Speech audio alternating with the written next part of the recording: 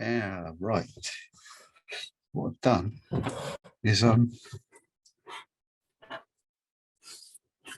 washed all this off with a sponge. No, actually, I just use a brush, stiff brush, and tissues. I didn't really like it, so so I'm just going to have a bit of fun, really. Makeup.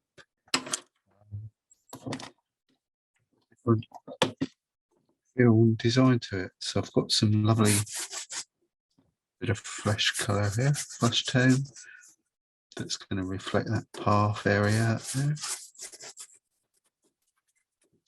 So I'm rubbing it in here. Now get a photo brush, inch flat brush.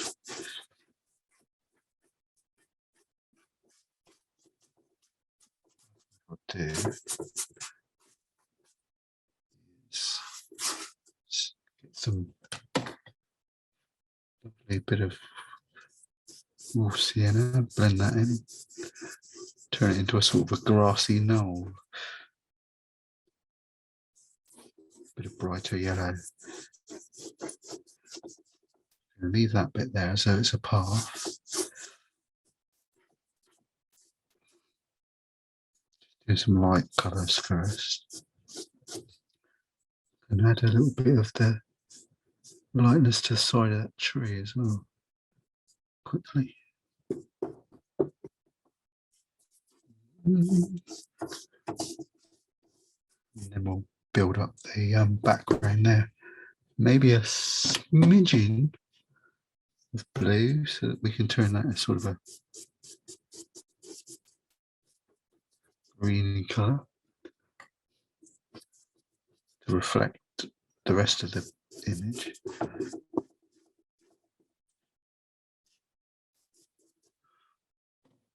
Feels quite dry, this actually. It's not my usual soaking wet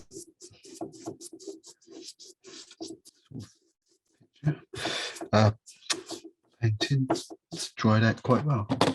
Now what I'm going to do is get the A brush, one that I was playing with on Tuesday, which was the fan brush, and just add some foliage, grassy bits. It's a bit of Hooker's Green. Seems to be my favourite tune at the moment. Hooker's Green with some burnt sienna. Add a little bit of. I'm going to make it like there's a. Meets this path area here. Burnt umber. We need some burnt umber at some stage. Add some blue. Give us that real dark colour and add a little bit of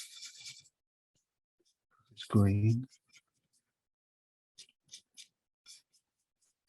Over this side of my palette, I've got cerulean blue, and that side's ultramarine. It's the ultramarine that I really should be adding. Take the edge off the brush, flick it up, get some dark grassy bits. Just tease a few here and there. That wash I did right at the start is still nice and damp. Got the real darks just to add at the bottom. Get the rigger out and tease a few extra bits in later. It's like there's a little field over the back of this sort of hedge. It's the beauty of using these fan brushes. You haven't got direct, instant control of what's going to happen. So you get a really lovely, random, it's almost mimicking nature feel to the picture.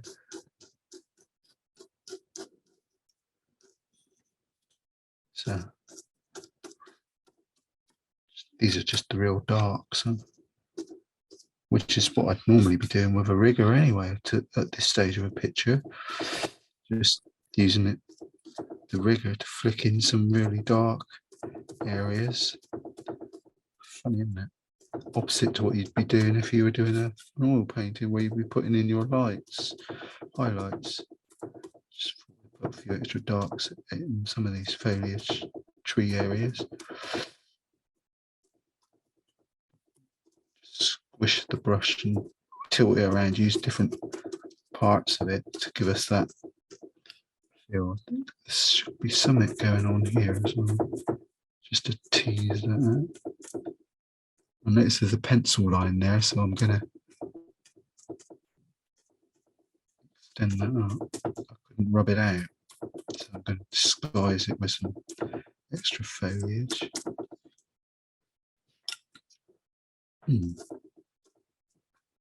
Too much, otherwise it's going to look too contrived, and then I'll just be using a spraying water on it and just taking it off again. When in doubt, add a bit of yellow. Right now, take the edge off of these dark areas over here. Bit of golden yellow. Terry Harrison calls it. Something. But we can play with this ad infinitum. I just wanted to stick my hand up and say, oh, I'm changing it from what it was. I did consider putting in a sort of a brick wall there, but you know, sort of field farmers Yorkshire brick wall type thing, but Ferndown woods, they don't have things like that there.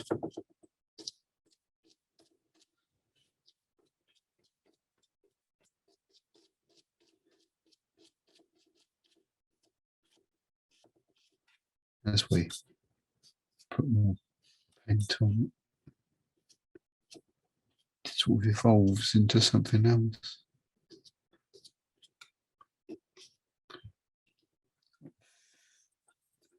Now my darks aren't so dark anymore. Put bits of yellow in. Just mix up some more.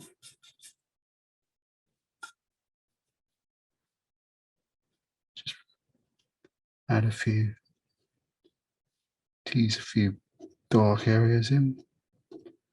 It's quite fun, this.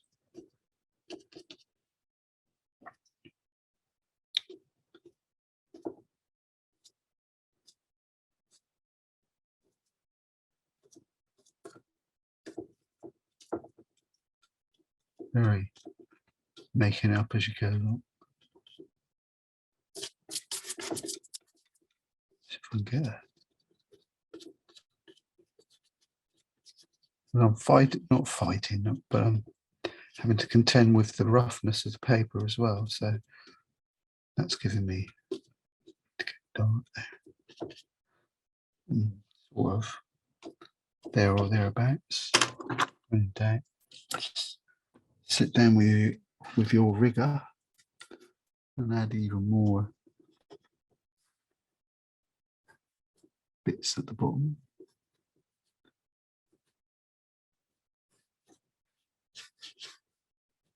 The odd straight line might help.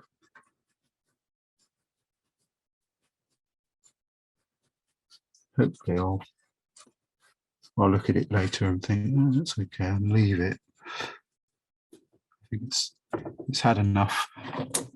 What I might do is grab some of this. Ooh, so strong, that rose madder. Just put a little bit on the figure, just try and warm it up a bit. Maybe a few extra bits on the bike.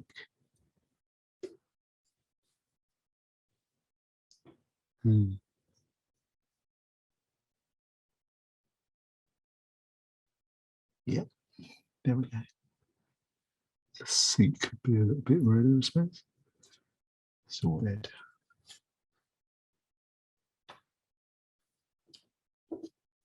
A few hints of it.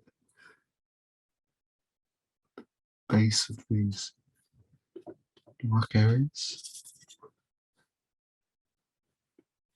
Can always flick a few extra grassy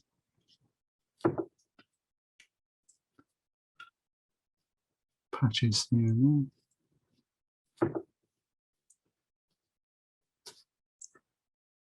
There you go. You can walk your dog over there anytime you like. Too much red, but it's so powerful, that rose madder. I don't know what they put in it, but it's certainly strong.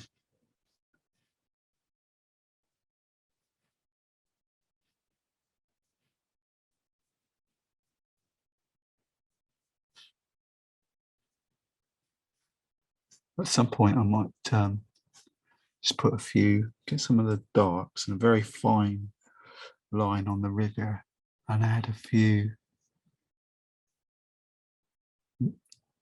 extra pieces to my tree, trying to balance it up. Just a matter of getting the very fine line, and I'm going to wait for it to dry before I do that. Then I can rest my hand on the picture. Dark on that side. Try and give it a little bit of depth, and always add a little bit of golden yellow on the follow through. These little twigs over here. Yeah. Well, that's my plan. That's what I've done up to now, and I thought I'd just do a little additional video piece to say it's slightly changed. Just use the side of the brush. Play with this for ages. I mean, it is what it is. It's I'm going to redo the whole picture now. Yeah, I think that looks a bit better. Well, I think my mind, it's tidier than it was. Maybe a few little highlights later when it's dry. We'll touch up with scratch out or just put some whites in here and there. Looks a bit more country, doesn't it? Yeah, well done, Dave. Happy? Yes, I'm very happy with that. Thank you.